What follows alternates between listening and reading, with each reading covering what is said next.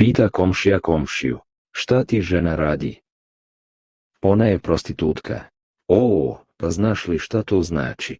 Ne znam, samo znam da tvoja žena pomaže mojoj kad ima puno posla. Šetali pored rijeke princeza i vitez.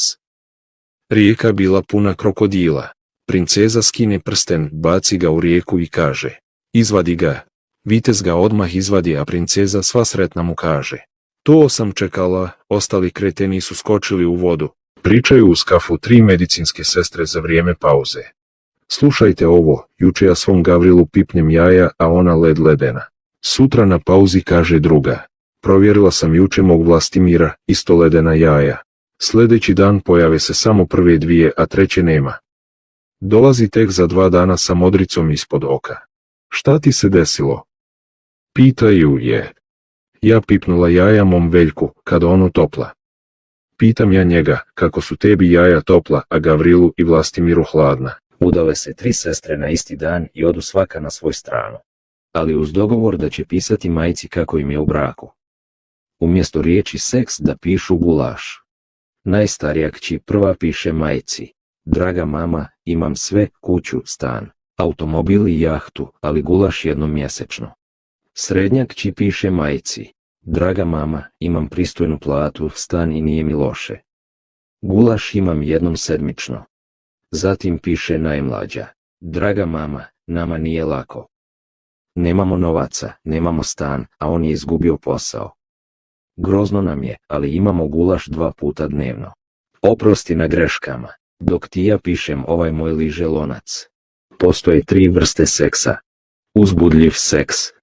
Odmah nakon vjenčanja kad supružnici jedva čekaju da se bace u krevet. Neophodan seks. U narednim godinama više iz navike nego iz potrebe. Prolazni seks. Nakon 30 godina braka, kada se supružnici susretnu u hodniku i časte se sa jebi se. Muškarac i žena se voze liftom i na izlasku muškarac ženu nehotice laktom udari u sisu. Okrene se i počne se izvinjavati šaleći se: gospođo, ako vam je srce mekano kao sisa, oprostit ćete mi. Mladiću, ako je vama tvrd kao lakat, ja sam u sobi 307. Idu Ivica i Marica kroz šumu. Marica kaže: Ivice, imam osjećaj da ćeš da me kresneš. Ma neću, Marice, opušteno. Odu oni još dublje u šumu, kad Marica opet: ma, ja imam osjećaj da ćeš da me kresneš. Ama neću, koji ti je. Odu još dalje i već su duboko zašli u šumu, kaže Marica: a da ti mene kresneš. Pa da me prođe taj osjećaj. Dječak uleti u roditeljsku sobu i vidi svoju mamu na tati kako skače gore, dole. Roditelji su odmah prestali i dok se majka oblačila dječak je upita: šta ste ti i tata radili?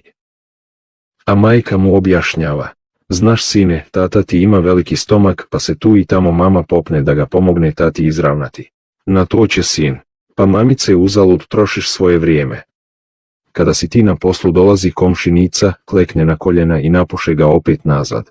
Crnogorac piša, ruke mu iza leđa, a pogled mu uprt u nebo. Prolazi pokraj njega čovjek i upita ga: ej Milutine, pobogu čovječe, što to radiš? A Milutin mu odgovori: kome jednom iznevjeri, nit ga gledam, nit mu ruku pružam.